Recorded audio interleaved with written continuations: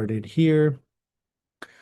Awesome. We should be live now and going with our recording. Just want to welcome everyone. Glad to see you back here for week 7 now of iSPY Academy here within Fundamental Edge. We're moving into, I would say, one of the most important pieces of not only this course, mentorship, whatever way you want to see it, but really an important piece in long-term investing and becoming a smart trader, right? Being aware of what you're getting into and overall the opportunities that the market is offering. And this has to do, or there is an emphasis in valuation. Now, valuation isn't just for the analysts, right? Or the fine like the classically trained financial advisor, things along those lines. It's really in reality a skill set. And it's a skill set that helps you answer the question, is this stock worth the price it's trading at? And more importantly, would I still buy this company if the hype disappeared, if there wasn't media emphasizing the opportunity to buy, things along these lines, right? So when we take a look at what the point of this week's lecture is, it's the opportunity to define what valuation actually is, because this is a term that's thrown around fairly often, right?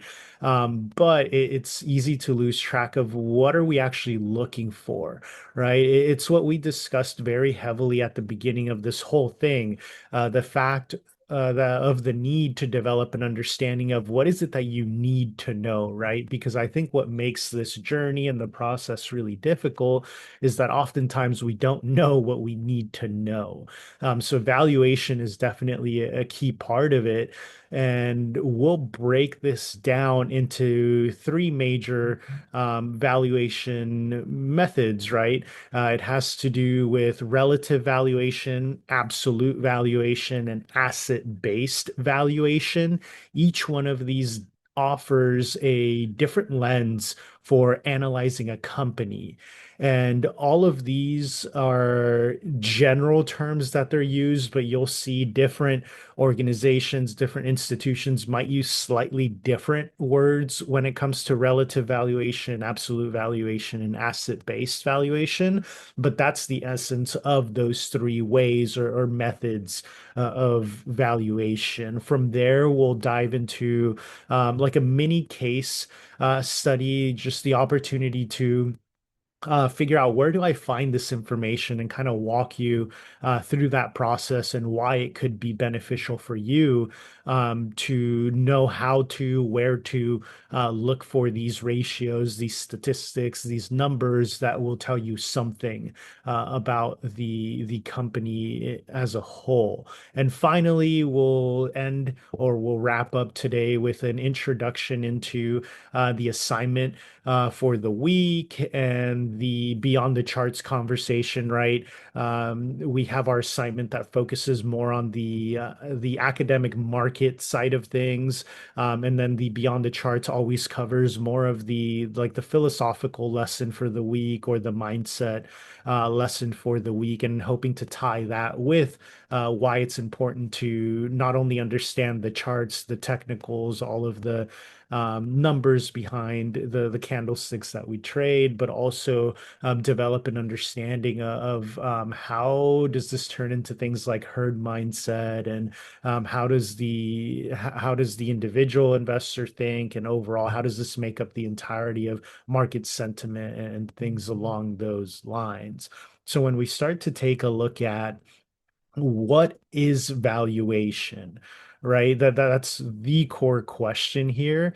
At its most basic level, valuation is the process of estimating what something is worth, right? But in the markets, it's not just a number. It's a comparison. Essentially, you're making a judgment or a bet. That's what you're doing, right? When you're putting all of these numbers together, you're trying to give yourself like an educated guess or some sort of thesis as to why it's either a good valuation, bad valuation, in whatever way you're trying to execute, whether you're trying to go long or short on a certain name, ETF, whatever it might be. So in investing, we're constantly asking things like, is this stock price too high? Is it too low? Or is it of fair value based on what the business is actually worth?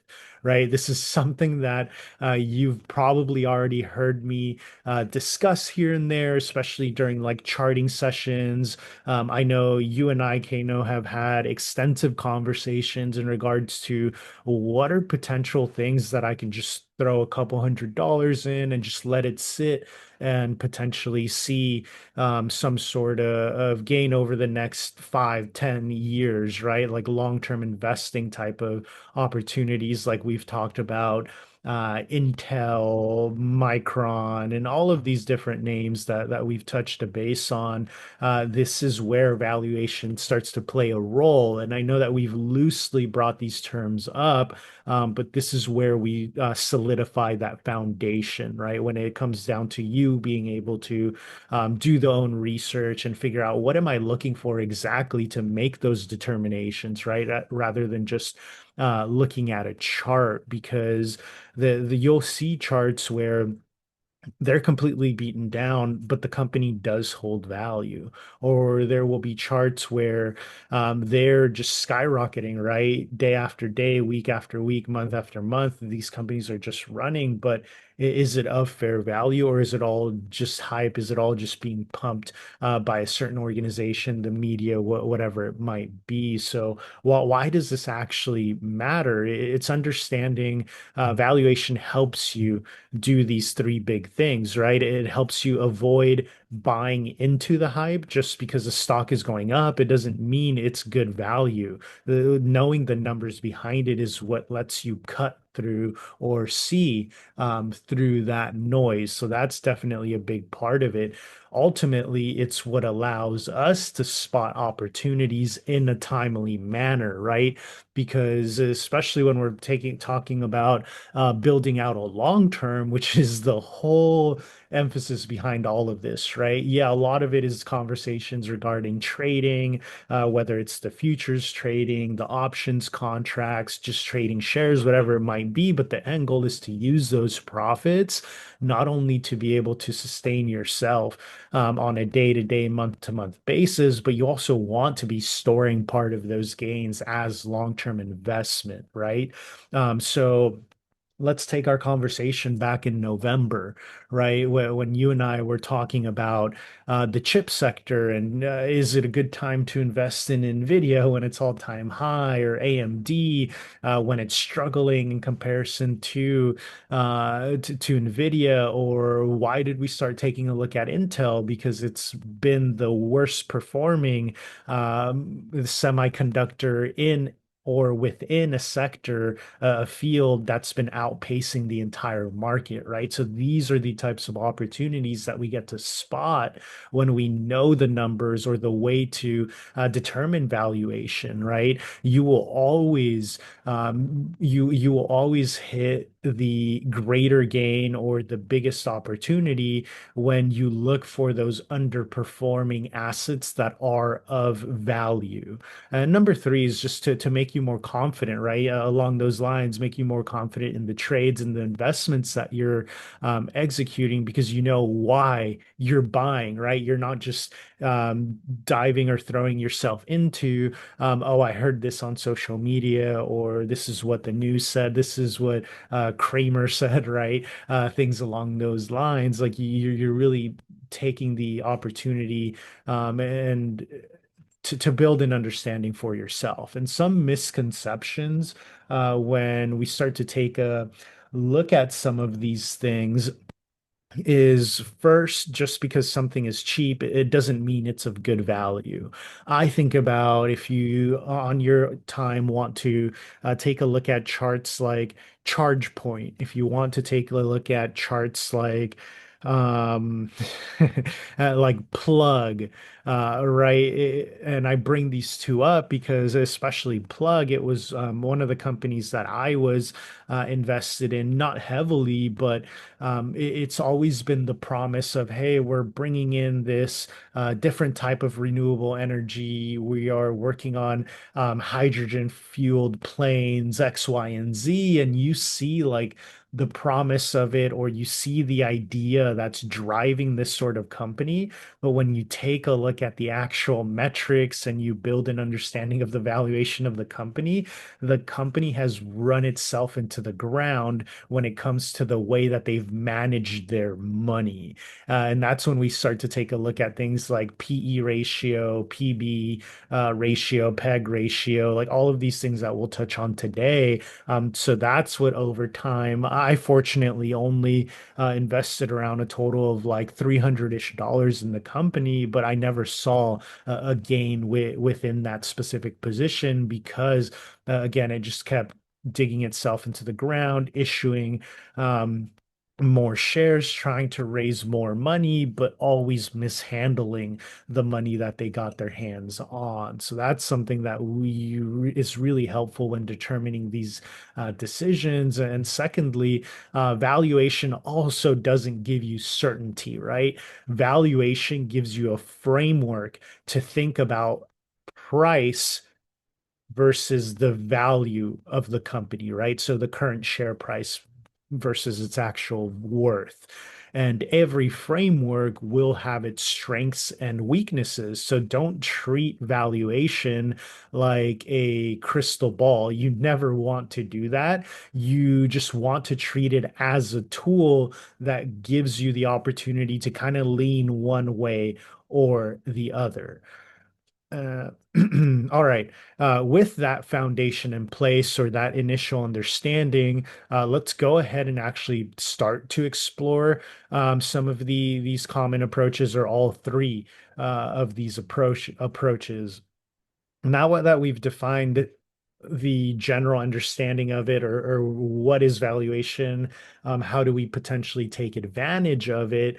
Like I stated earlier, there's no one size fits all, right? And that's all by design. There's different ways that people, that institutions like to determine valuation, and this could very well be related specifically to market sentiment at a specific point in time. It could be related to the specific field or the specific sector that the company you're looking into finds itself within. Number one, when you take a look at all three of these, right? Relative valuation, absolute valuation, asset-based valuation. The first one, relative valuation, it's all about comparing a company to similar businesses, right? So some of these common metrics like PE ratio, PB ratio, your EV to EBITDA, your PEG ratios, these are all there or meant to give you the opportunity to compare a company against those other companies within its own sector, right? I mean, and that can be done with across the whole market, but this is where we find those overvalued or under valued assets when you compare it to its peers and the potential to either catch up or retrace back to where their peers find themselves, right? So again, it reminds me of the conversation that we had within Intel. Why is it potentially of value in comparison to NVIDIA, AMD, Qualcomm, or QCOM, things along these lines, right? Absolute valuation, it tries to figure out a company's true standalone worth. So this looks into the intrinsic value of things. You're talking about DCF, dividend discounts, free cash flow models, things along these lines. Asset-based valuation, it's exactly what it sounds like, right? You evaluate the net asset worth of a company. So what does it own, right? Book value, NAV, the tangible assets that companies like these have. So it reminds me of previous conversations that we had when we talked about what is McDonald's actual worth.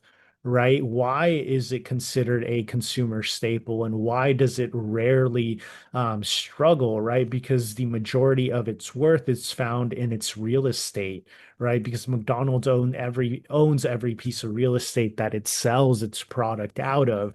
When we talk about the airlines, a lot of its value doesn't necessarily, of course, they make tons of money, right, on the flights being booked, their customers that they have, the credit that they issue, things along these lines. But at the end of the day, their true worth is in the routes, right? Because they own the actual flight paths and routes that their specific airlines are allowed to take.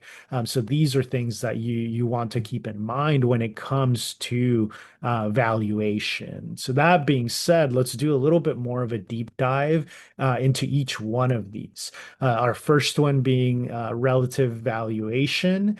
This approach is asking how does a company stack up against similar companies, right? We established that. You're not trying to figure out the exact dollar amount, but what you're doing again is you're building yourself a framework. You're looking for context.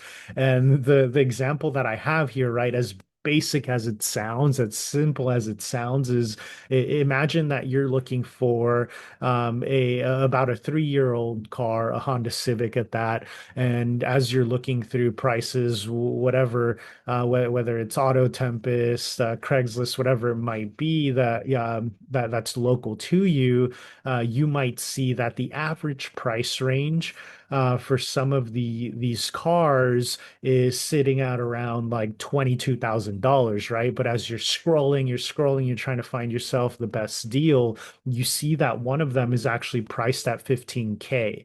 Well, what happens when you run across that one? What might be some of your like initial thoughts?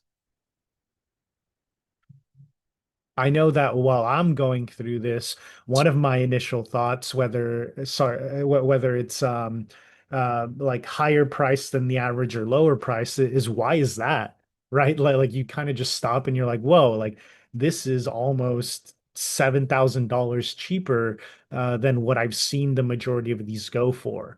Right. So then it causes you to wonder why. So that is what relative valuation, at its bare bones, at the just the framework of it, that's what we mean when we're talking about finding the context or comparing it against others within your specific area. It's that relative valuation, right? So a lot of the times the car might be like a salvage title, right? If that exists wherever it is that you find yourself, or it might have some sort of cosmetic damage, right? It might be that the seller's just trying to get rid of it as soon as possible because they're moving abroad, right? Things along these lines. So that's what we're looking for when we're talking about relative valuation is what is going on with this specific company, this specific stock organization, whatever it might be, in comparison to those around it. So some of the key metrics that we're looking into when we're trying to make that determination, or those that allow us to make that sort of comparison, right? Whether it's the blue car against the white car, whether it's the fresh off the lot car versus the 2-year-old car, whether it's the one that has cosmetic damage versus the one that isn't, that these are the metrics that we're looking for, right? Company to company, it's the PE ratio, price to earnings. This is how much you're paying for $1 of earnings. And we'll go deeper into these as we move forward. Price to book is how much you're paying for each dollar of net assets, right? So that's different than for $1 of earnings. When we're looking at the EV, EBITDA, it's a cleaner way to compare company cash flows. And this is used across multiple industries. When we are referring to PEG ratio, this adjusts the PE ratio, right? So it's price to earnings ratio for growth. Super useful when you're talking about things like tech companies or companies that are seeing substantial like high growth, right? They're under rapid development. Relative valuation, it's popular because you could say like you can find quick facts, right? So if you pull up Yahoo Finance, Finvis, you can find all of this information in seconds, right? It's a valuation method that's data driven. So it gives you these core ratios, these numbers that you can compare and say, well, this company has a higher, lower price to earnings ratio, price to book ratio, whatever it might be that you're looking at. So this causes a little bit more of like it works really well in efficient markets where investors have the understanding that similar companies deserve similar valuations. When we're seeing the market move as a whole to the upside, as a whole to the downside, that's when a lot of these are really hyper focused or they're emphasized. And as a reminder, here within the lecture, you have the two QR codes at the top right-hand corner. The first one being the lecture sources. So as we're going through this, I actually have a document with a lot of the links that I've used, some of the links that I recommend you taking a look at. And I actually just chatted it and tagged everyone in the Discord as well if you wanted to grab that. As we go through this, if you wanted to, read your own information, read breakdowns of what are all these ratios, what do they mean, what are the formulas? Of course, we're going through it, but all of that info is there for you as well.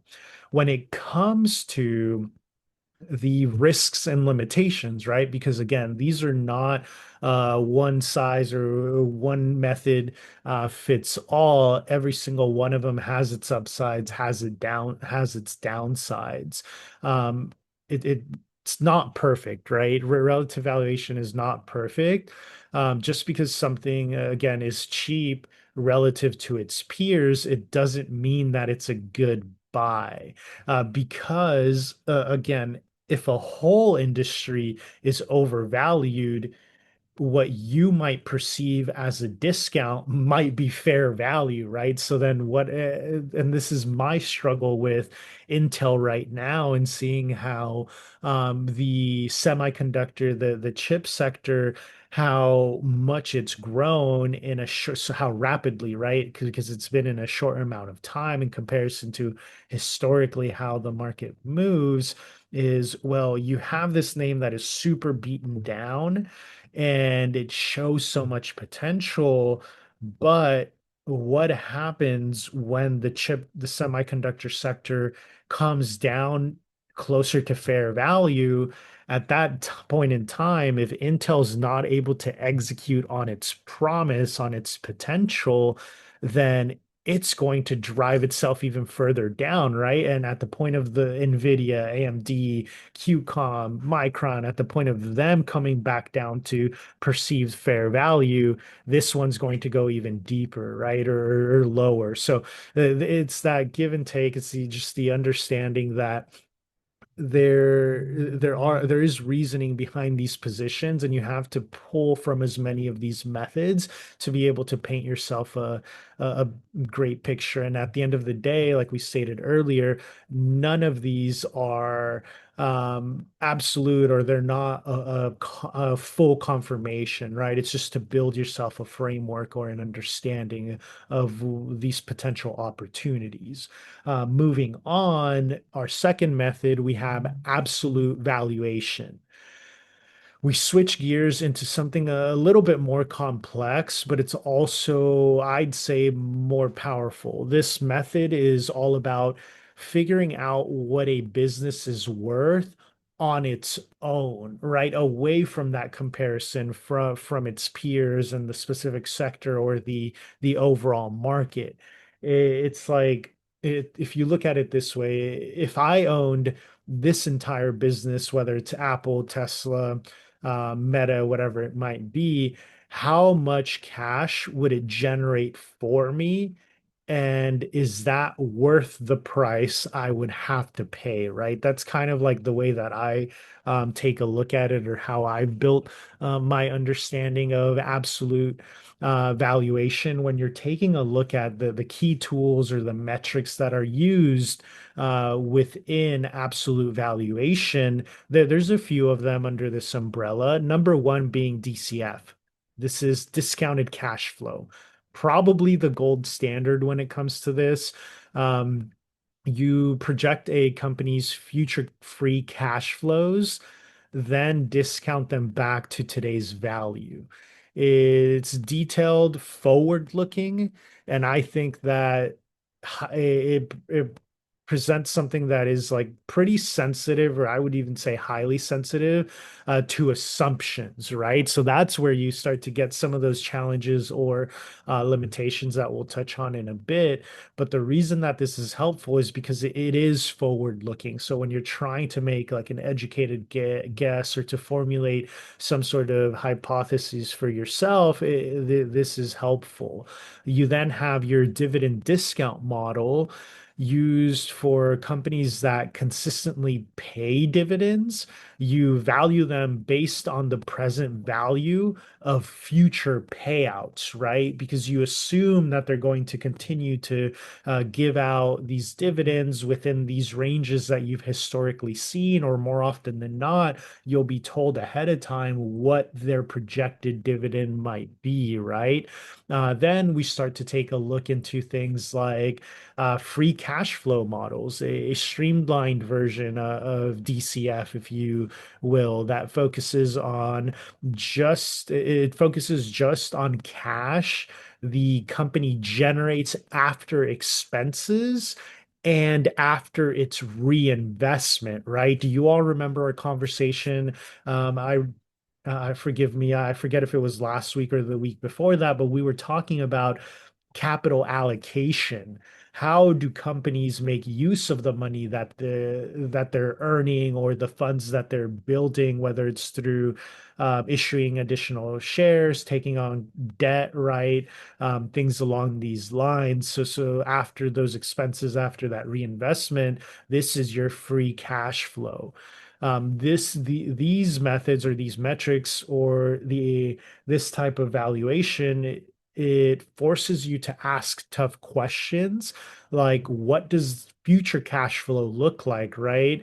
Is this something that's sustainable? Do we think that this company will continue to pay out in these ways? And if so, what kind of growth is realistic? How risky is this stream of revenue, right? The way that the company makes its revenue from quarter to quarter, how risky is it, right? When we take a look at companies like Netflix, Roku, when we take a look at companies like, I guess you could bundle Disney in there as well.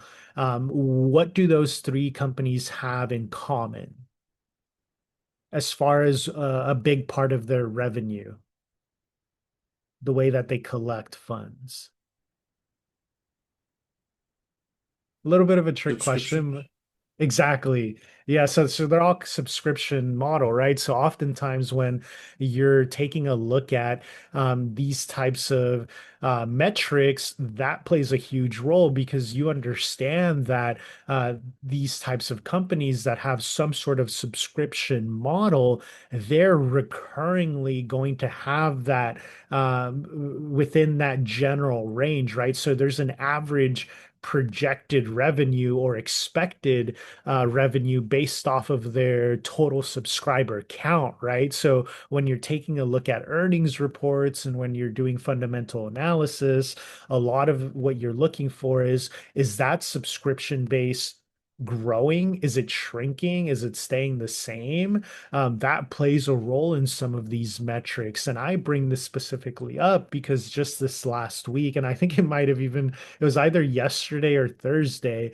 Um, there was a conversation that I forget if it was a Tesla Investor Day or if it was just a general conference that Musk was at, but they were asking him about this and why is a company like Tesla so gung-ho on establishing some sort of subscriber model, right? If I know that I don't know if you own a Tesla or not, or how if you're aware of how this company is obtaining a lot of its revenue. It's really seen through the fact that it is a subscription based model. When you're taking a look at the features that they classify as extra or that aren't included from the get-go when you purchase a car, like full auto self-driving, having Wi-Fi within your car, unlimited charging, things like these, right? Because when you take a look at the earlier models, and if I'm not mistaken, this was probably like up to like 2019-ish, every single car that you purchased, it gave you free lifetime charging. They no longer do that, right? Because they started to see how these other subscription companies were able to secure future cash flow, secure consistent revenue through charging for specific features. And they asked them this past week, is this something that you all would be willing to move away from? And they were saying it in the context of comparing Tesla to who? BYD, right? That's its biggest competitor coming out of China. And why aren't those cars sold here in America, right? That's a big question that's going to be contested within the next few years because their business model is a lot different. And at a lower price point, you can get everything as far as the features that you would get for paying extra that you do with Tesla, right? So they were kind of nudging him and really trying to rail him on why is this company succeeding? Why is it your biggest competitor? And why do they have this type of business model? And you guys are more on the subscription side of things. And he declined to like talk about those specifics. His big thing was we're trying to build the best car. We're trying to establish more of a network. He literally says something along the lines of I don't pay attention to any other company or whatever you might see as a competitor. What I'm worried about is Tesla and making the best product. And when you're trying to make the best product, you're just focused on refining that. And whatever the model, the business model currently be, it's working, and we're just focused on building the best product, right? So right there, what did I tell? I told you like nothing, right? So it's just kind of running in circles around the fact that, hey, I'm not going to talk about this. This is our business model, and we're just focused on this, right? But again, I'm bringing this conversation up because of the fact or the difference between where cash is coming from or how it's flowing in. It does play a huge role in these. Some of the challenges when you're taking a look at absolute valuation or intrinsic worth is what some of these sources might call it, is that you make a lot of assumptions, right? When it comes to assuming future growth, assuming inflation, assuming margins, assuming that there could potentially be discounted rates, things along these lines. So it's pretty sensitive to small changes in those inputs, growth, inflation, margin rates, things along those lines. So it could lead to overconfidence in certain projections depending on those types of inputs. Awesome. Do we have any questions so far?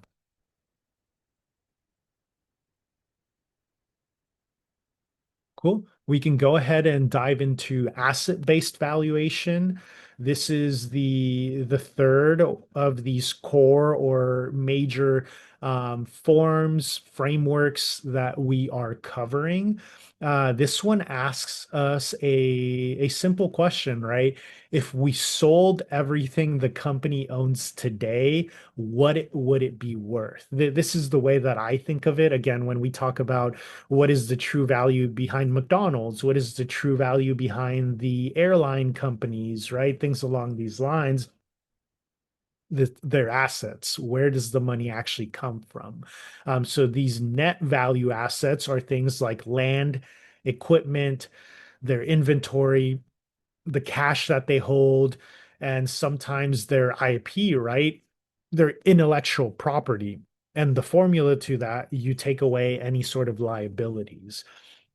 This one is really, really crucial to consider because when we take a look at um, things that have happened in the market in the past, remember we talked about a few months ago, it was maybe like 3, 4 weeks ago, when we were discussing additional content that's going to be provided and breaking down like profiles of big investors, hedge fund managers that have operated, have done certain things in the market in the past. One of them that we'll be covering is, I won't give him his name right now, but it's somebody who had a hostile takeover of Sears, right? So I don't know if you all are familiar with Sears or what it used to be here in the States, but it used to be one of, if not the biggest retail player, right? So there came a point where that brick and mortar business method, it started to decline heavily, right? So when Sears was going out of business, what did they do? It was bought out or it was taken over, not necessarily because of the potential to grow the company, but because there was a potential to pay for its cents on the dollar in comparison to its overall assets, and then the opportunity to asset strip it, right? To sell everything physical that it had. So all of its inventory on the shelves, but beyond that, all of the equipment, right? Literally the buildings, the land that company owned, and you come out of it with hundreds of millions of dollars in profit because of it, right? And this is very specific to certain companies. So those opportunities they pop up in the market ever so often, and we can talk about some pharmaceutical companies that this has happened to when it comes to the intellectual property, right? Or the patents that they hold for certain drugs and things along those lines. So all of these are very key metrics within certain specific types of companies. The key metrics we kind of touched on already. You're looking at book value. So this is found on the balance sheet. It's assets minus liabilities, also known as shareholder equity. This is something that will probably pop up as you're doing some of your own research. We then have NAV, which is the net asset value, more common within funds and REITs, where value of the underlying holding is very key, right? REITs, it's the real estate behind that company, the actual homes, the amount of doors that they own. Then you have those tangible assets. This excludes things like goodwill or patents, right? It's the physical things that you can touch or see, right? And those are the things that you sell off. Again, like the land, things along those lines.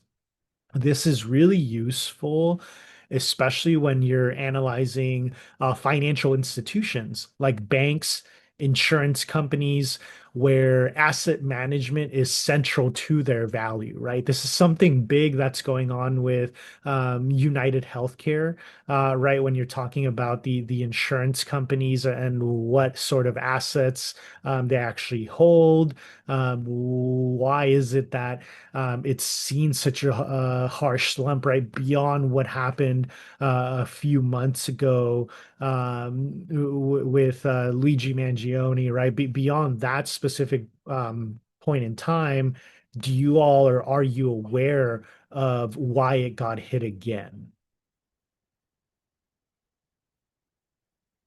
I think it just happened about a week or so ago.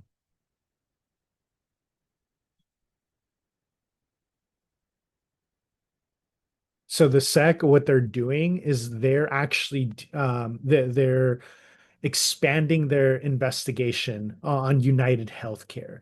So when this happens to like a bank or some sort of insurance company where asset is very crucial to its overall to its overall value, when that is being questioned, especially by a governing entity, right? Somebody that has a role or a say in whether you can even operate or not. It's has investors, it has traders, it has the market worried, right? Like, why would there be a need to further to expand, to go deeper into this investigation if everything is as you say, right? So it brings that sort of uncertainty, and it brings the market to question whether or not your assets, whether or not the way that you're running your business is true, or if your word is valid, right? Which a lot of us can probably question the type of business, the way that they go about doing certain things. So some of the beyond this, real estate companies, again, where land and buildings carry a big portion of the worth. Then you can take a look at things like turnaround or liquidation scenarios, right? Like we talked about Sears.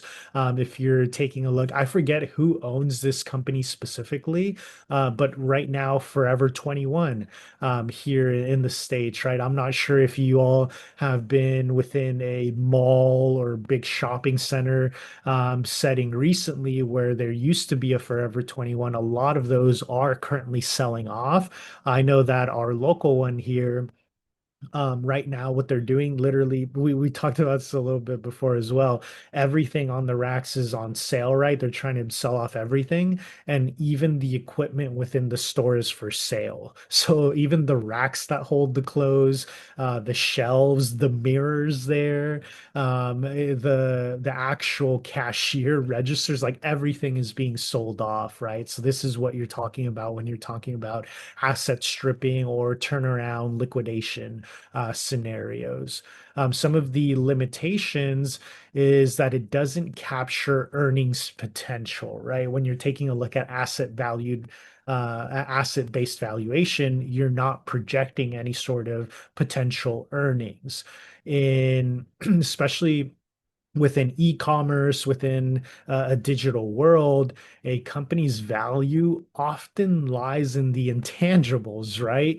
And some of those intangibles in current day and even moving forward are things like your brand, right? The code behind the whatever algorithm, whatever things you're using within your company, and overall the talent that your company holds, right? Because when you're thinking about a company being bought and sold, a lot of it has to do with the people that are working that company, right? The talent, the engineers, whatever sort of company it might be, the designers that are driving the work being produced by this company. So things like brand, the coding behind something, the talent behind something, those are really difficult to quantify. So that's definitely a limitation of asset-based valuation. And also, asset values can be outdated, right? The markets move just like the stock market, so real estate moves as well. Valuations might be outdated. They could be manipulated. So you always have to be aware of that and have a really good understanding of how are those assets valuated, whether it's real estate, whether it's the worth of a patent, the worth of intellectual property, things along these lines. The way that I look at it when it comes to asset-based valuation is like if you're appraising a house based on what the bricks and the drywall are worth, right? But not factoring in the neighborhood, the school district, how desirable the location is. You get base value, but not the full picture. Does that make sense what I mean? Right? If you're taking a look at asset-based valuation of a home, right? Typically, a home, it encompasses all of that. It's not just the materials put into it, it's everything that surrounds it. And the what attracts a person to that neighborhood, to that specific area, whatever it might be. Awesome. So now we'll start diving a little bit deeper, right? We got the overall full picture of these types of frameworks, these valuation methods, but I threw out a lot of terms, right? Like these different ratios, things along those lines. So we'll go ahead and cover the main ones here that you want to have an understanding of it. The first one being your price to earnings ratio. This is probably the most well known and probably the most misunderstood valuation ratio out there, I would say. Just based off of my own journey and developing an understanding of this and being so wrong at one point in time or not fully understanding what this means exactly. This ratio tells you how much an investor is willing to pay for $1 of a company's earnings, right? That's the key thing here is the company earnings. It's calculated by taking a stock's current price and dividing it by the company's earnings per share. So earnings report, right? This is where you see not only the income, the net revenue, things like that, but you always see EPS, right? Did they beat EPS or not? So EPS is the earnings per share. Your PE ratio is the price of or the price per share, right? At any point in time divided by that EPS that you're being told of. So if a company is trading, let's say a company is trading at $100, right? And it has an EPS of $5. Would their PE be? Simple math, right? Without even taking a calculator. You might need a calculator for this actually, but its PE would be 20. This means that an investor is paying $20 for every $1 of profit. And that is where context matters, right? Or at least the way that I interpret it is when you're starting to, or as you start to develop an understanding of what does this even mean? Like, why is PE ratio worth looking into, or how should I be approaching my understanding of it? Well, at a minimum, I would like you all to understand that a high PE ratio could mean that a company is growing fast and has pretty significant or strong future potential. But then also the downside to that is it's simply it could be overhyped, right? But in a general sense, it's showing you that this company is growing rapidly and that its projected future potential is pretty strong. On the other hand, or opposite end, a low PE ratio might suggest that a company is undervalued, or maybe at that point in time, the market doesn't believe in its future, right? When we're taking a look at renewable energy and all of these things like electrical companies, the hydrogen fuels, the different types of cell companies, right? When these are getting a lot of interest, especially during the summer, right? When we're talking about solar running and things along these lines, traditionally, right? When we're getting those rotations, why is plug still being beaten down, right? Because the market doesn't believe in its long-term future due to the way that it's handled its business. So when we're taking a look at typical benchmarks, when it comes to this PE ratio, a rough guide, a PE ratio below 10 is often considered deep value or it's showing you a distressed company. A PE ratio around like 15 to 20 on average, it's the average historical range of the S&P 500, right? So again, I think this was just last week when we were talking about, or it's the relative rotation graph 2 weeks ago, when we were talking about relative rotations and comparing certain sectors, comparing specific stocks to the S&P 500. This is one of those potential metrics that you can use, right? Historically, how has the S&P 500 performed, and are companies outperforming that? Are they underperforming it? Just using that as like the base level market wide comparison. I would say that then a PE ratio above like or between like 25 to 30, that's what usually signals rapid growth, right? Or potentially a bubble being formed. But again, this will depend on the specific industry, right? You'll look at this differently when you're taking or comparing between the semiconductors that have seen that rapid growth in comparison to utilities, right? In comparison to waste management, electricity, water companies, things along those lines. I'd say that one major pitfall when it comes to the PE ratio is that people use the PE ratio in isolation.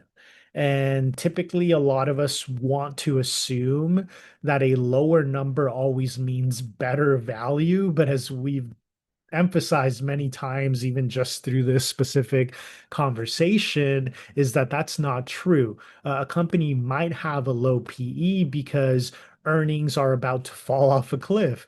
Right? It could be a dying industry. It could be that it's just loaded with hidden risk that we're not necessarily aware about or that PE ratio doesn't touch on.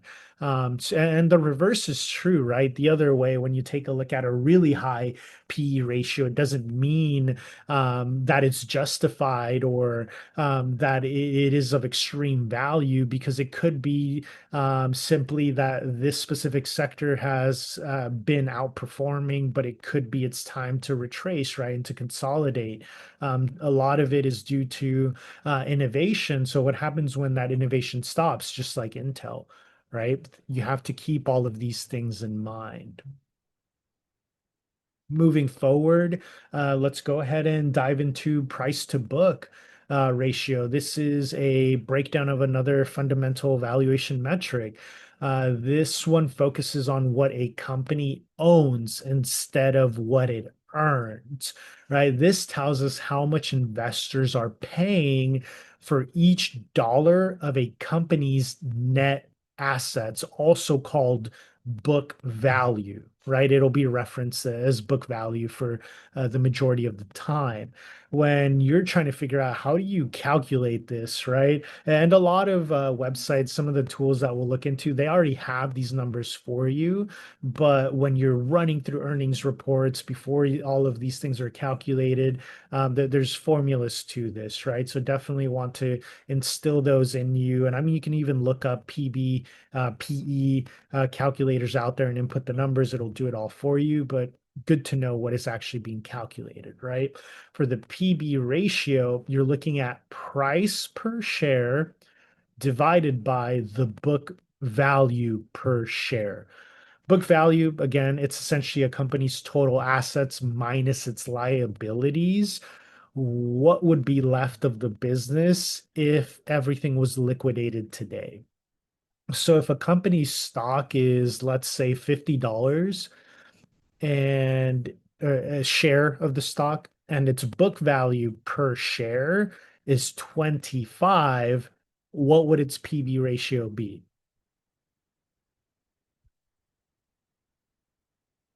If we're dividing the stock share by the value or the book value per share, we're cutting it in half, right? So its PB would be of 2. That means, or what it's telling us, is that you're paying $2 for every $1 of net assets.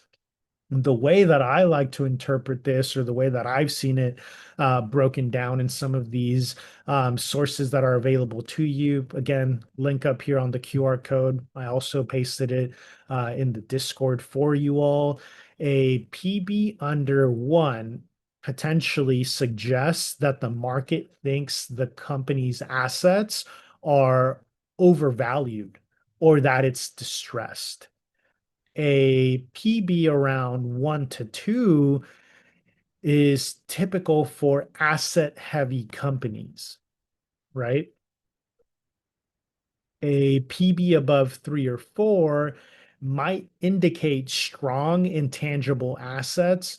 That's when we're talking about, again, the brand, the intellectual property, those patents, especially true in sectors like what? Well, where would you see a lot of this?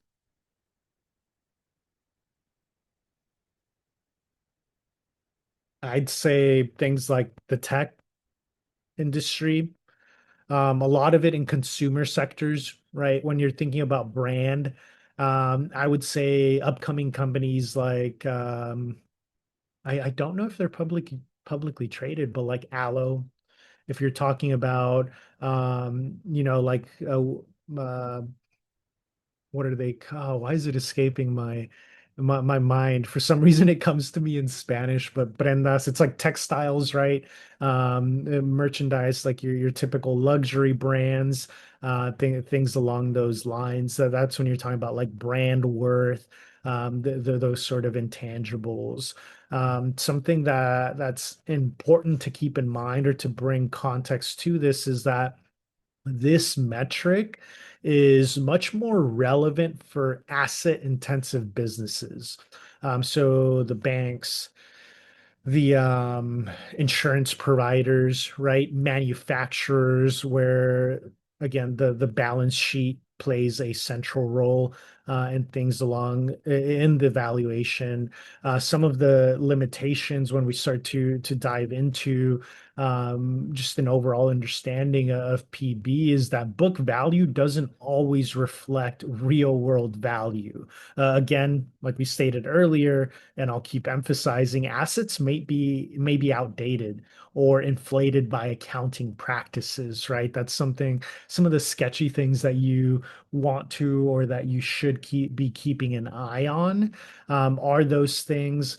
This ratio ignores future earnings. Again, a company with strong profitability but low assets might look expensive within the PB ratio, even if it's a great business, right? Because it's not taking into consideration those potential earnings. And in the modern economy, again, intangible assets, when you're taking a look at the coding behind some software, when you're taking a look at things like intellectual property, that brand value, I'll keep hammering this down, it does not show up in the book value. So that's definitely a big thing to keep in mind. Moving forward, we have our EV/EBITDA breakdown here. We start to kind of get into some heavier, more like in-depth analysis here. This one gets used by a lot of institutional investors and analysts all the time because it removes a lot of the noise, right? Or focuses on what a lot of these institutions, organizations really deem to be of interest. So these are things like how much is a company worth compared to the cash that it generates from operations. So your EV/EBITDA ratio is the enterprise value divided by EBITDA. Enterprise value is more of a complete picture of a company's total value. It includes their market cap plus debt minus the cash that they hold. Because if you buy the company, you're taking on its debt and you're also gaining its cash. EBITDA, it stands for earnings before interest, taxes, depreciation, and amortization, right? So think of it as, let's see, as a cleaner form of operating income. It's cash generating power without accounting tricks, right? So it's before any of those. And I say accounting tricks because oftentimes company get to take deductions, right, from interest paid, its taxes, the depreciation of real estate assets, things along these lines. So there's way to manipulate those numbers to give you greater numbers and things along those lines. So it's before any of that. And that's why EBITDA is looked at pretty closely. So it's powerful in the way that how expensive understanding how expensive a company is based on its ability to generate real recurring cash or net value, right? How it compares to others within the same industry, regardless of capital structure. Remember, a week or so ago, we talked about capital structure, capital allocation. So, regardless of all of those things, it gives you a clear look of just the core value of the company and the cash that it's producing. I'd say that that's a big deal because two companies can have the same earnings, right? They can both say, hey, we earned X amount. But if one of them is drowning in debt and the other one is cash rich, has a lot of free cash flow, you'd rather go with the latter, right? You rather go with the one that has minimal to no debt in comparison to the one that is heavily burdened by it. Again, I'll keep bringing up when it comes to things like this the example of Plug, right? It has all of these great patents and all of these great ideas. Who else is aiming to produce a commercial hydrogen fueled plane, right? Very few and far in between. But the fact that it's real riddled with debt, the market doesn't have that optimism. It doesn't have that belief in a company like this. So it definitely plays a huge role. And when you start to think about, well, what is a good EV, EBITDA, right? When you're starting to want to develop that understanding of what ratio should I be looking for? More often than not, a ratio under 8 is often considered attractive. You can see the breakdown here on the left end. About 10 to 14 is very common, or here you see 6 to 10, right? You'll see different measurements across the board, but within that middle range, it shows what would be common for stable companies. I think that above 15, it could mean high growth expectations, but more often than not, this is kind of inching towards that overvalued or heavily weighted stock, right? But again, always compare within the same industry because tech companies will naturally have higher multiples than, let's say, the industrials or the utilities, right? So you want to have that understanding as well when you're wanting to think about limitations, a couple things to watch out for. It doesn't account for capital expenditures. So some companies may look strong on EBITDA, but they spend heavily just to maintain operations, right? Just to keep the customer coming back. And EBITDA can be manipulated more easily than free cash flow, especially if you have an organization that tends to be like tricky or aggressive with the way that they do their accounting. Definitely things to keep in mind as well when you're looking at those sort of valuations. So in short, if you want a cleaner look at operational value specifically, especially when comparing companies with different levels of debt, this is one of your best tools. Looking at the EV/EBITDA ratio is definitely one that you want to keep within your toolkit. Now, looking at your PEG or price earnings to growth ratio, this metric helps you answer, I think, a simple but very, very important question, which is this company's valuation reasonable based on how fast it's growing? Right? When you take a look at, I want to bring back an example from October 2023, as much as I've brought that up lately within these past 7 weeks when Meta or Facebook at the time before it transitioned over to Meta, right? When it hit that low and then ran up for about 2.5 years straight, and you're seeing this growth just pile on, is that justified, right? Are we justified to say, hey, buy right now because it's going to continue to grow, it's going to continue to multiply? Or does it not make sense to, at one point in time, put money into this type of stock, right? Because a high PE again isn't necessarily a red flag if the company is growing fast enough to justify it, right? Where you get worried is when that growth or the rapidness of it, when it starts to slow down, narrow, or even stop. So PE, again, PE or PEG ratio is your PE ratio that we talked about earlier, divided by the annual EPS, earnings per share growth rate. So if a company has a PE ratio of 30 and it's growing earnings at a 30% a year, what would that give us? This one's a little bit more difficult, right? Because we're now dealing with percentages. So when you're taking a look at this ratio, the 30 divided the PE ratio of 30 divided by 30% per year earnings growth, it gives us a ratio of 1. When you're taking a look at these breakdowns, a ratio around 1, this means that the price is growing in line with the company's earning power. So a little bit more about how we want to interpret this.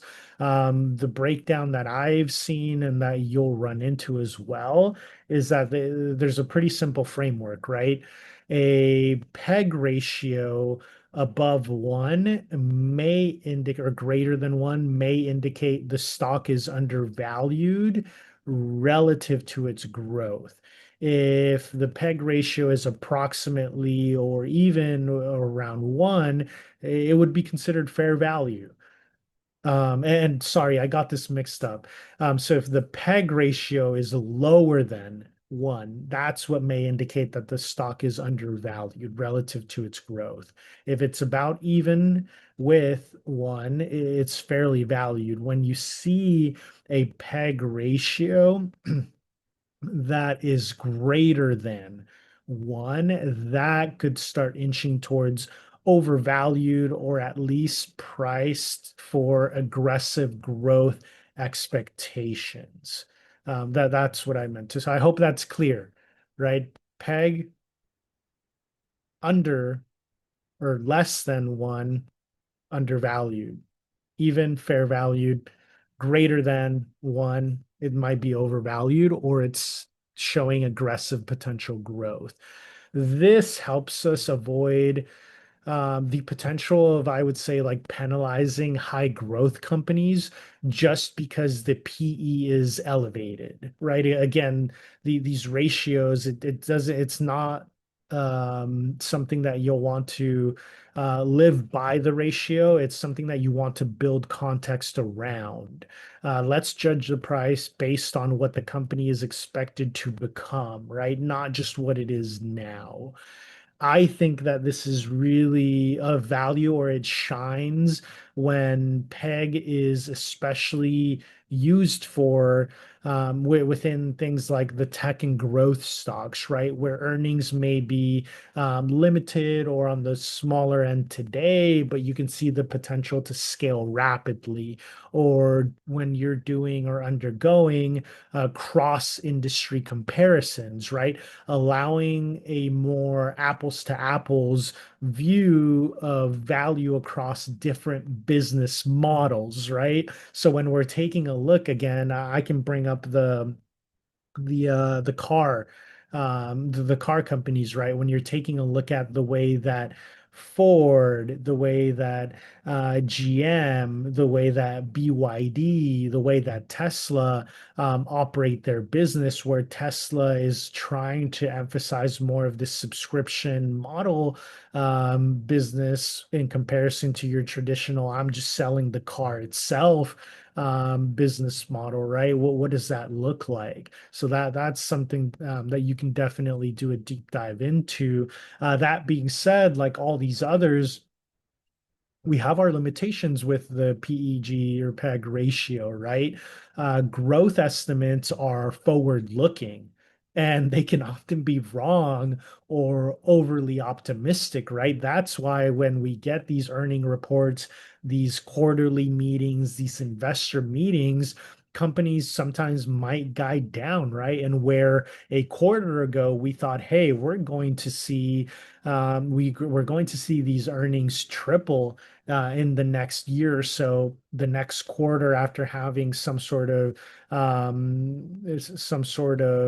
downturn, whether it was at that time when Tesla was introducing was it like the LiDAR, these different sensors, right? And you had unfortunately a few of these cars crash, right? What did that do to the stock, right? And then the company has to revise its outlook, its forward guidance, things along these lines. So there's always ways that these ratios, these projections could be affected. Some companies can game with the number in the short term earnings spikes and cost cutting, right? There's ways to potentially make those numbers look more enticing at a certain point in time and not necessarily be like of true value. So think of the PEG ratio as a way to normalize or to refine the PE ratio. So you're not just paying for earnings, but you're also looking for the pace of progress. Now, that's what I would like to emphasize with the PEG ratio. Moving forward, I know we're touching on a lot here, so as we're going, if you have any specific questions, feel free to ask. You have the chat there as well if you want to type in anything, but moving forward, we dive into intrinsic value.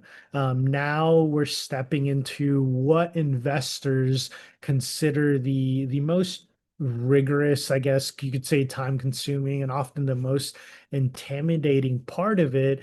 You're taking a look at things like discounted cash flow or DCF.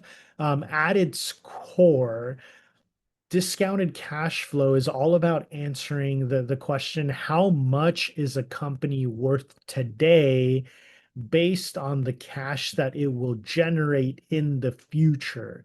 In other words, what is the value of future dollars right now? As confusing as that might sound, the core idea or the basic concept behind DCF is a dollar in the future is worth less than the dollar today because of inflation, because of risk, and overall opportunity cost, right? So, what DCF does, it takes all the projected future cash flow of a company and discounts them back to today's value using a required rate of return. So all that being said, taking a look at the formula, right? How is this actually being calculated for you to understand the components of intrinsic value or DCF, it is the sum of future free cash flows, right? And then you have this specific, you have the whole breakdown here, right? Where R is equal to the discounted rate, usually reflects risk plus inflation, and M is the year number. So this is where you're looking into specific year out projections, whether it's a year out, 2 years out, 3 years out, a decade out, things along these lines, right? So if you're wanting to think about this in basic, just trying to like wrap your head around this, think about it as a financial time machine, right? Where you're pulling the future dollars into the present. And you're asking things like, is the business worth the price based on what its projected to, what its projected stream of cash flow is at a later date? So key assumptions that you'll want to keep in mind when you're thinking about these things to undergo the valuation or to go through this formula, right? You need to estimate future revenue and margin growth. You're going to look at free cash flow for the next 5 to 10 years, probably, right? If you're trying to determine potential pickup for your long-term portfolio, you're looking at a discount rate, often tied to a company's risk or the cost of capital. You're looking at a terminal value, what the business is worth after the forecast period. And here's the big kicker: small changes in those assumptions can massively swing the valuation. That's why experts or institutional investors often debate whether DCF matters or the impact of DCF results. What I think, or when you're taking a look at when it works the best, is probably looking at stable companies with predictable cash flow, right? I think about when I'm determining valuation of companies like Visa, MasterCard, like these historical companies, when you're thinking about Johnson and Johnson, when you're thinking about your Costco, when you're thinking about your Walmart, stable companies like these that you know they're going to exist no matter what, right? Because they're entrenched not only into the market but into society, into the government. When you're thinking about long-term investing, right? So those companies that have been there that you know will be there 5 years plus down the road. Additionally, situations where you want to compare the stock price to a calculated fair value. Of course, like all these other potential metrics, it has its limitations. This method isn't perfect. Like I stated earlier, it can be pretty sensitive to our own assumptions. Is growth too optimistic? Right? If it is, you overvalue the stock.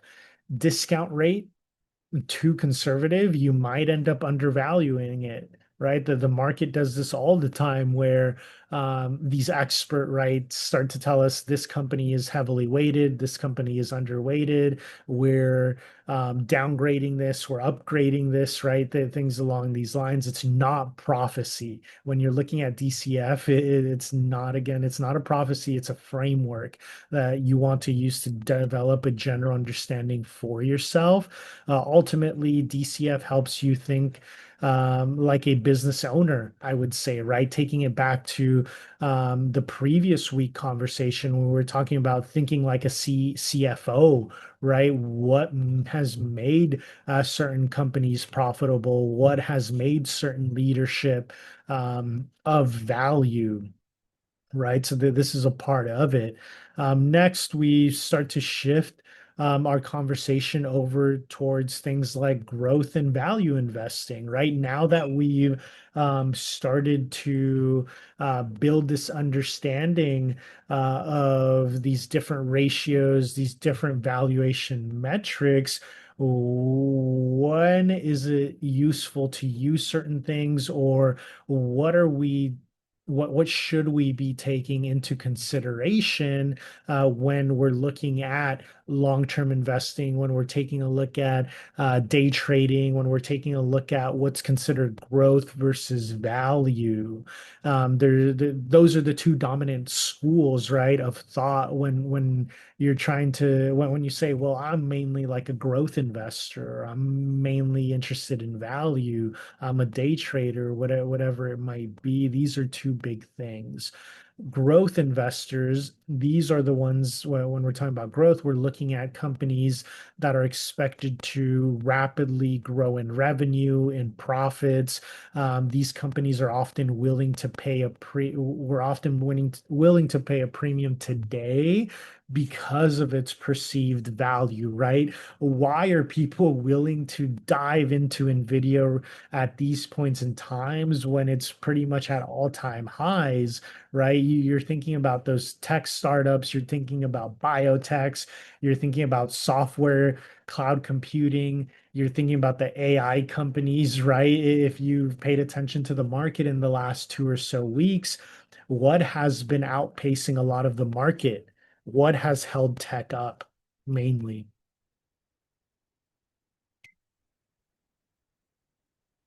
I know we know. We talked about it slightly within the chat. Some of the trade um, thought was founded in a lot of this. It has been the software companies, right? You saw CrowdStrike run. You've been seeing shoot, what was the other very popular one this week? Forgive me, I forget. But a lot of the run in Amazon, right?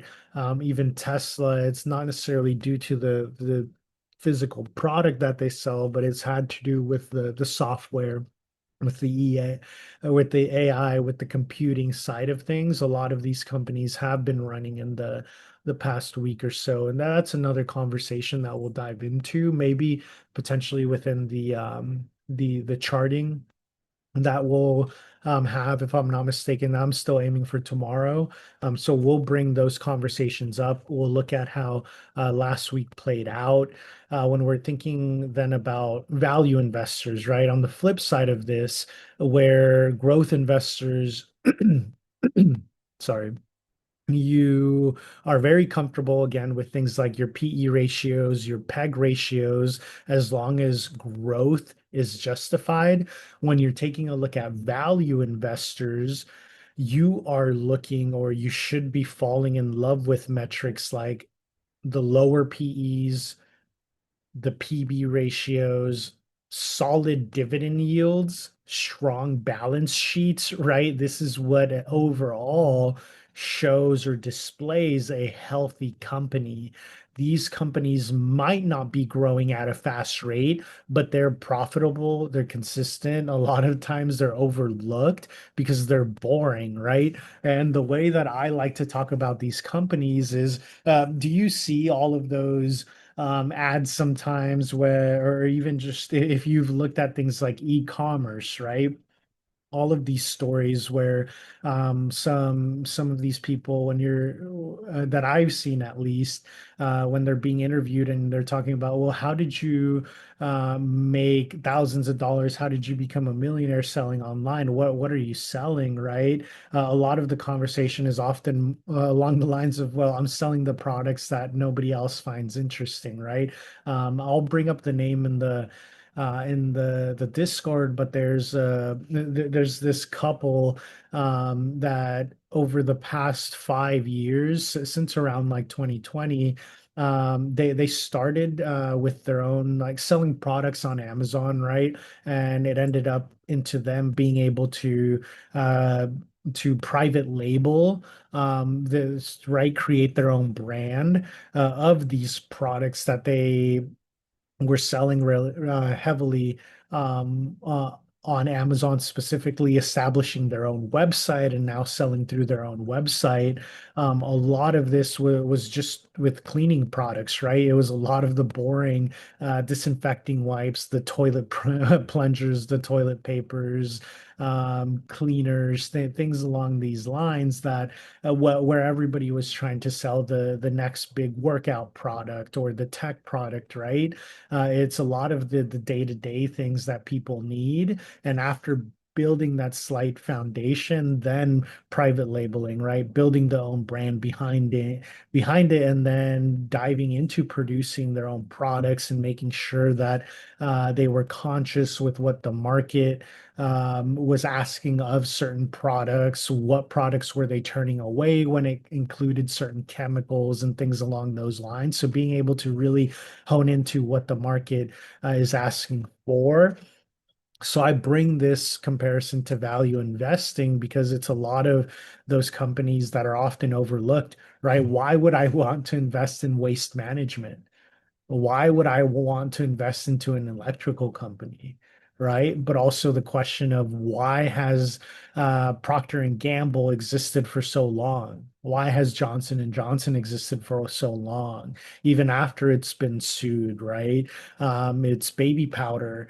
Be the understanding that it includes a lot of harmful chemicals that have led to cancer and all of these other sicknesses, right? Even after going through these lawsuits and being forced to divide its different branches and things like that. Why does it still exist and why is it still profitable? Things along those lines. And when you're thinking about growth versus value investing, you're also thinking about the trade-offs, right? Growth stocks offer more upside, but it also brings more risk. Value stocks offer downside protection, but they also lag within bull markets or those tech cycles that we talked about 3 or so weeks ago in the sector rotations and market cycles, right? You want to have that understanding of how these companies function and where you can find that potential value. And this being said, now what are some potential red flags, right? When you're talking about how a company is valuated, or what tools should you be using, things along these lines here. We start to see like a breakdown of potential things to keep in mind, right? When we're talking about the PE ratios, EPS, the return on investment, right? We're bringing up a lot of the conversation that we've had in previous weeks. So definitely want you to keep these things in mind because it's really what and starts to tie in a lot of these things.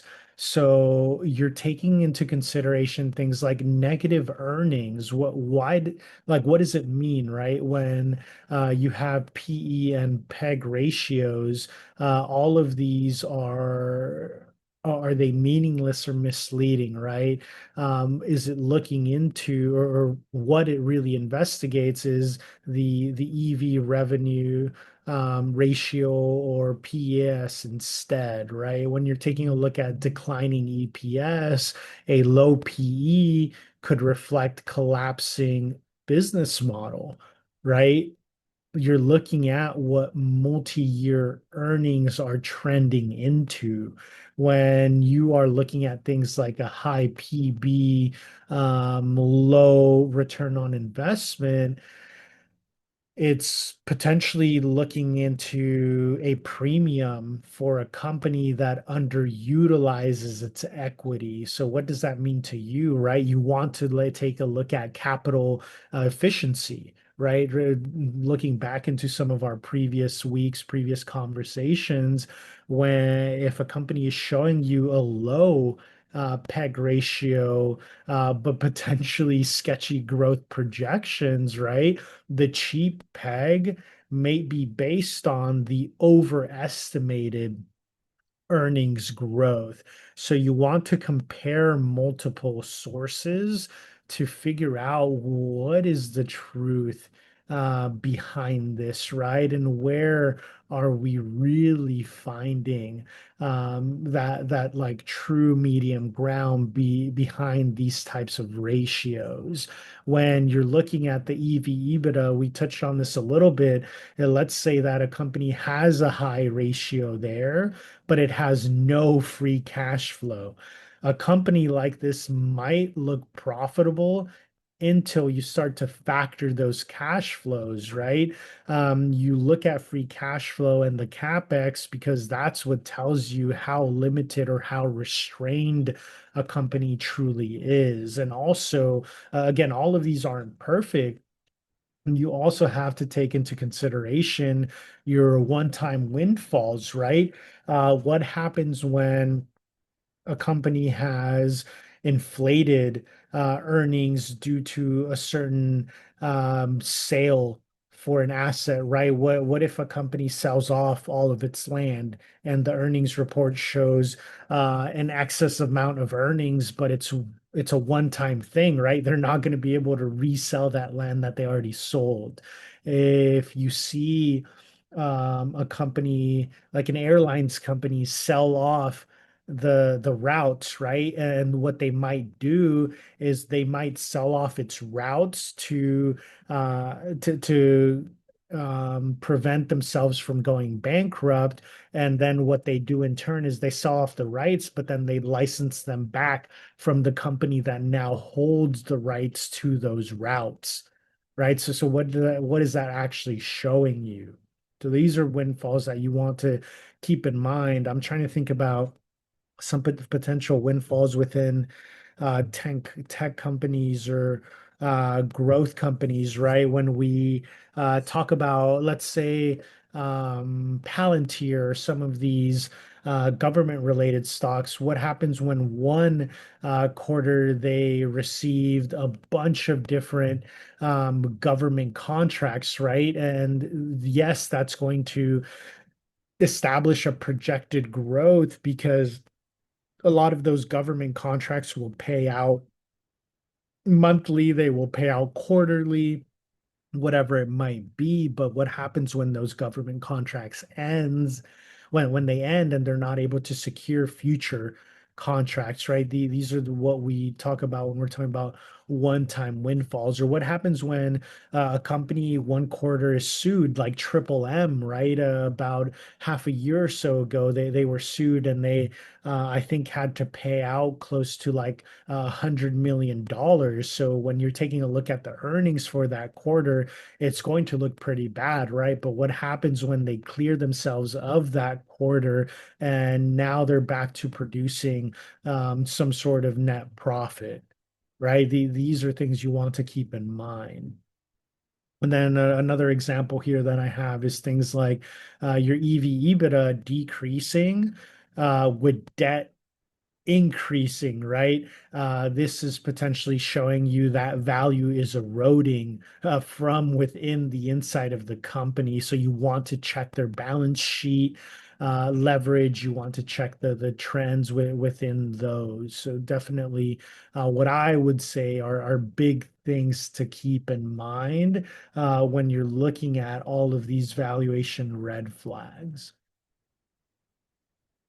We start to dive into some of the later stages here when we're talking about tools to analyze these things. Two of my favorite ones, for the sake of not going super in depth into this, because everyone will have their own separate preferences, right? At a minimum, take a look at things like Yahoo Finance and FinViz.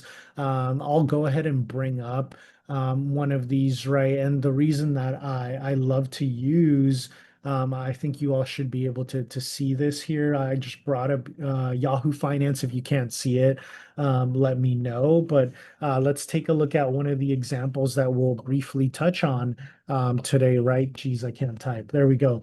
Apple, right? Any company that you might be interested in, you can go ahead and bring that up. It will look different from Yahoo Finance to FinViz to whatever other specific website or um, tool that you want to use for yourself. This one's fairly easy. You want to go here to statistics on the left-hand side. And what does it do here? It's breaking it down on a quarterly basis up to a certain point, right? You can see it's locked. You can upgrade for all of this info going back to the creation of this company back in 1980 or its first quarter that it completed. Here you have market cap, you have its enterprise value, right? Its EV. You have trailing PE, you have the forward PE, you have your PEG ratio, 5-year expectation, you have your price to sales, your price book, enterprise value to revenue, you have your enterprise value EBITDA, right? All of these things that we've talked about, it's already broken down here for you. So if you wanted to not necessarily go through the trouble of calculating these yourself based off of the quarterly reports that you can pull up from the company's website. A lot of these, like Yahoo Finance, like FinViz, and others, will already provide these numbers for you. So definitely encourage you to play around with these, take a look into some of the companies that you might be considering and investing in, right? Kano, we've talked about some of the companies that you were interested in, and I know that we'll soon host a session where it will focus not so much just on the charting and the trading side of things, but charting for potential long-term portfolio investments, and also bringing up a lot of these things that we touched on today. So definitely a great tool to use. Knowing where to find this information, it's really valuable, right? And you can see a deep dive into these different types of things. Another great one is TradingView. If you use TradingView for charting, and especially if you have one of the paid subscriptions, you can do a little bit more with it. You can pull up this sort of information within your chart, right? It can show you more of a visual representation of how these ratios have moved. So definitely a great opportunity to overlay your technical analysis, right? So your charts with the fundamentals, you can literally overlay them on the chart. So a good thing to keep in mind is if you're an avid TradingView user, that's an opportunity for you as well. So just some sources to keep in mind. They each have its ups and downs, or its pros and cons to keep in mind. We won't go super in depth into this today because it is part of the pre-recorded lecture that will also be available to you. But what it does is it goes in depth into an analysis, taking a look at three specific companies, the way that Apple has situated itself in comparison to Tesla, in comparison to Johnson and Johnson, right? So two of these being tech, one of them being more of like a stable cyclical stock in comparison to one of these growth stocks, but also there being a difference between the way that Apple runs its business and the way that Tesla runs its business based off of not only the business model, but also the products that they sell, right? Apple being tech, Tesla blending itself between tech, auto, and artificial intelligence. Johnson and Johnson being within healthcare, right? When you take a look at these profiles, Tesla or Apple is very dominant within like the cash rich side of things. It's shown mature growth. Tesla, as many of us know, it tends to be very volatile, but it's also a high growth disruptor. Healthcare being more defensive, and it's a stable, Johnson and Johnson specifically, a stable dividend payer. So when you're starting your fundamental analysis, these are profiles that you want to start to analyze, right? And my goal for next week, because next week, right, let's start that conversation. We're wrapping up this portion of the course or the mentorship that focuses on the fundamental analysis. So my goal for next week is to have some sort of sheet available for you where you can check off, right? You can say, hey, I'm looking at X, Y, and Z. I'm looking at one, two, three, four, whatever it might be, in order to build myself a really strong sense of what does the fundamental analysis look like for this specific company. So it'll be the goal to have this sort of breakdown that you can literally apply to every single company that you are looking into to be able to undergo thorough fundamental analysis. So that's why I really emphasize this meeting and the next, because it's the culmination of everything that we've been talking about from week one is really the fundamentals of it before we start to lean into the technical analysis side of things in about 2 weeks. So, big transition that we're getting ready to undergo here. What I want to touch on before we start to wrap up today's conversation is these bonus metrics, right? Or advanced metrics that will also play a role in our fundamental analysis. They're not, a lot of these you won't see like bring up. And what I love about this is we've touched on so many ratios, so many metrics. But what we're going to end up doing is we're actually going to put together a video presentation. It's not going to be as long, right? It won't be your hour, 2 hour long conversation, but it'll be a specific video, more animation like for each one of these ratios to have something to go back to as you're doing this analysis for yourself. We want to take into consideration things like your free cash flow, right? So your priced free cash flow to be exact, similar to PE, but uses free cash flow instead of the accounting earnings. Free cash flow is often more reliable measure of financial health, as we've talked about this pretty extensively now. Your price to sales, right? Useful for understanding unprofitable early stage companies. What does that potentially look like moving forward? It tells us how much we're paying for each $1 of revenue. Great in industries where margins are slim, but sales growth matters, like real estate or SaaS. This is a go-to for growth investors when earnings aren't yet meaningful or they haven't shown up on paper. We can take into consideration things like your ROIC, right, that we touched on in previous meetings, your return on invested capital, where it measures how well a company turns invested money into profit. Right, high or ROIC usually signals a strong business model, competitive moat, right? You should know what that means from previous lectures. Uses this to judge the quality of a business, not just the price. A company that generates a high ROIC year after year is usually one you want to study deeply. When you're taking a look at things like your debt to equity and interest on convergence ratios, right? These help assess financial risk, especially in high rate environments. Debt to equity tells you how leveraged a company is. Interest covers Coverage shows how easily a company can pay its interest with operating profits. Too much debt can wipe out all of the valuation upside in a downturn, right? If they're not able to pay that off.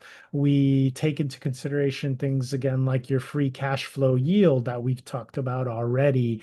Value, best use for value investing, stable cash generators. Insight that it provides to you are cash returned relative to market price. Caveats to this: free cash flow volatility and cyclical cycles will look different.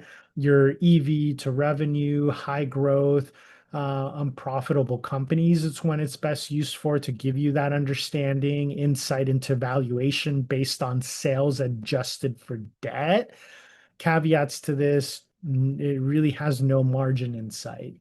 When you're taking a look at dividend yield and payout ratio, right? When you're thinking about what are the ones that are going to give me some sort of profit on a quarterly, monthly basis, whatever it might be, the key insight that it provides to you is that return via income or sustainability. Something that you want to keep in mind is that high yield could potentially signal distress in certain market cycles, right? When we're undergoing certain things within our economy. So definitely big things to keep in mind as you're evaluating these companies. So we already went through all of these: price to sales ratio, cash flow. These are all further broken down. You'll find these in the pre-recorded lecture. I want to wrap up today's conversation, emphasizing the assignment, right? Yeah, yes, this is a self-paced course, so I am aware that not everyone's going to be submitting these or answering these on a week-to-week basis. You'll get to it when you get to it. But what I emphasize is that I am looking at these, right? And I am, now that we're going to transition into the technical analysis side of things, I'm going back and I'm going to answer a lot of these, not only for myself, but definitely respond to those that have had the opportunity to submit. And I'm not saying this to pressure you to like go back and submit all of these, but just letting you know that whenever you get to it, I will respond to it and I will give my own understanding. So it's not something that you're doing just to do it, right? Just to assign you busy work. It is hopefully to bounce ideas and engage with one another. So for this week, you're doing evaluation deep dive. What I would prompt you to do is to choose at least three publicly traded companies and conduct a general valuation analysis, right? So we talked about all of these different metrics. I want you to at least pick five from the ones listed here or some of the bonus ones that we talked about and use these five valuation metrics to compare it to peers within their specific sector, right? So each one of these companies that you choose, whether it's Apple, Tesla, Meta, Johnson and Johnson, WM, whatever it might be, compare it to at least two other peers and let us know, what do you see in comparison to these metrics? So within these metrics in comparison to its peers, right? And when you're thinking about these, some reflective questions, think about what story are these metrics telling us about investor expectations potentially, right? Is this a growth stock or is it a value stock? Do the fundamentals support the valuation? What are the red flags, if any, that you can potentially pick out within your own valuation process, right? And alongside this, there's always reading, right? And this is honestly where I think you'll find the bulk of the value in the lectures is in doing the reading on your end as well, right? Because I've provided some sources here. The lecture itself, again, I don't mean to be the end all be all for you. I shouldn't be that, right? I'm not the one that has final say on all of these topics and how to use them. I want you to go out and use this as a foundation for yourself and to continue to build your own understanding. So some of this reading provides more in-depth understanding for you. I love the little book evaluation. Definitely dive into it. It's by and forgive me if I butcher any of these names, but I think it's pronounced Aswath Damodoran.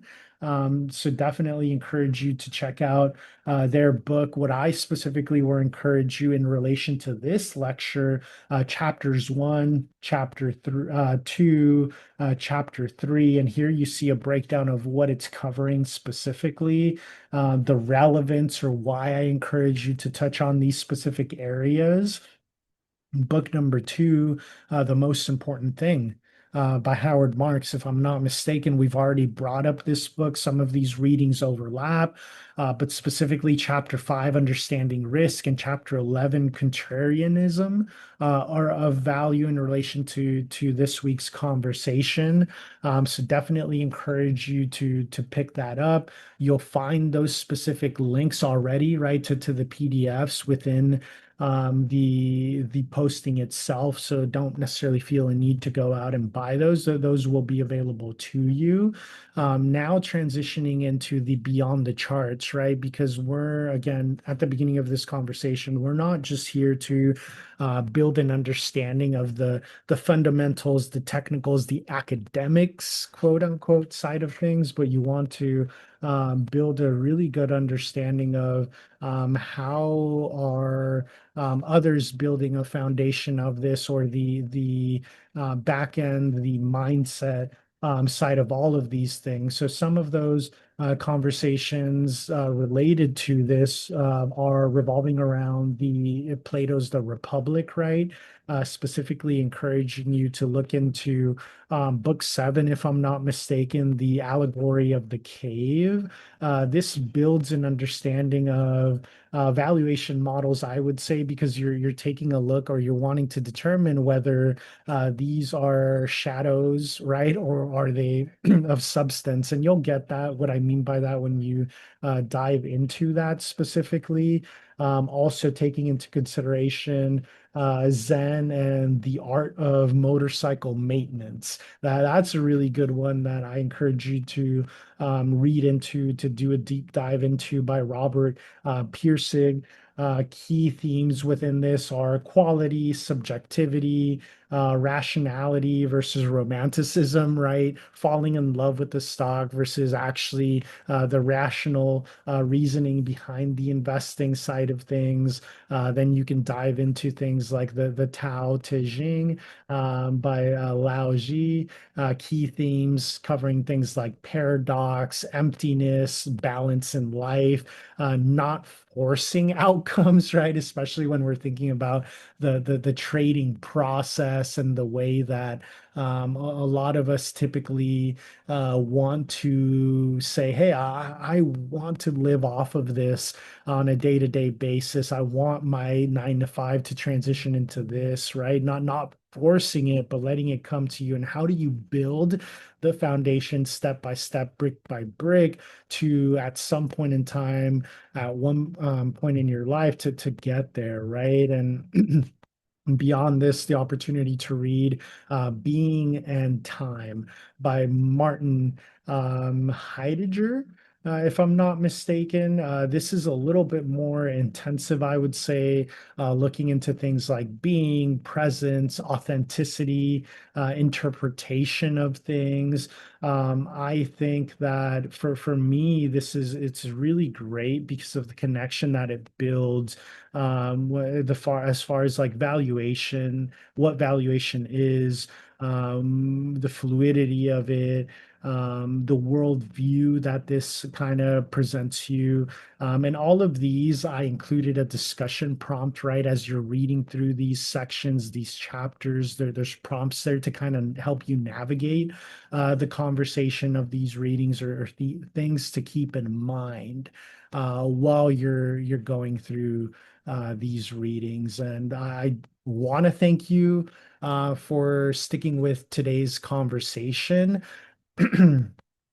Let's land on the simple plane, right? Week 7, it focused on valuation fundamentals. This was, I think, one of our most technical sessions as far as looking into formulas and ratios. I think this should be very empowering because once you understand all of these metrics and evaluation methods, it's something that's truly worth your time because I think it's what starts to develop that understanding or that push away from chasing hype, right? And overthinking things.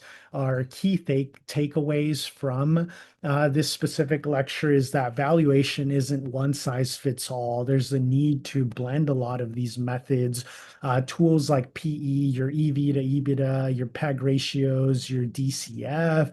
They help you decode a lot of the price of the share versus the actual value of the company. So your style also matters when you're taking this into consideration. The fact that growth investors will approach things differently than value investors will in the way that they interpret it. A lot of these metrics or valuation methods and overall valuation is powerful.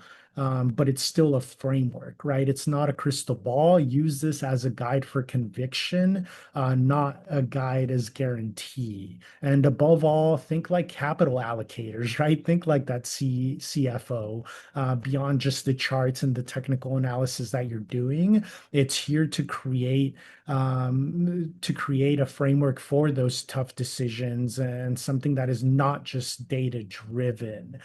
So looking ahead, next week lecture, it's titled or it's listed as fundamental analysis, right? But you might say, hey, I thought that's what we've been doing for the past 7 weeks now, and it is. But this is the culmination of fundamental analysis. So again, it's the breakdown of, okay, I've learned all of these things, as boring, as time consuming as they might have seemed. How can I actually start putting these into action? And then leaning or leading us into what does this even have to do with the technical side of things, right? Because I know that the majority of us here are here because we want to be traders, right? We want the technicals, we want the charts, we want the candlesticks. But like I've said from day one, I can't lead you into that, and I refuse to lead you into that without you having at least a foundational understanding of what all of these metrics are that are driving the candlesticks, right? Because the candlesticks at its core, yes, they are buyers and sellers, but why are there buyers and sellers, and why are companies deemed of value or not, right? I refuse to lead into that. I refuse to lead into options contracts and all of these different vehicles, whether it's futures trading, right? That's why you see me like on a day-to-day, week-to-week basis bring up these watch lists, and you see me do the trades. But I've purposefully left out a lot of the conversation revolving around this is why I'm doing the trade, or hey, I'm looking into, right, alerting you before I go into the trade, because we haven't done a deep dive into those, because I need you, or I want you to build this foundation for yourself beforehand. I think I would be robbing you if I were to dive into those. And that's why the community or this server, it's not an alert service, right? That's why I'm not charging for anything. I'm not here to tell you when to enter and when to exit trades. You need to have this understanding for yourself before you even think about those executions. And that's just my rant for the day. And you'll hear this conversation come up recurringly, because my emphasis here is to help you build a long-term foundation, to help you build your long-term portfolio, to make sure that you're able to trade, right? And that you use those earnings, the what you obtain from those trades, to make yourself stable and to make this a long-term thing for yourself. And just reminder, Don't forget that assignment, that case study, the beyond the charts reflection. I will be looking into those. I appreciate you all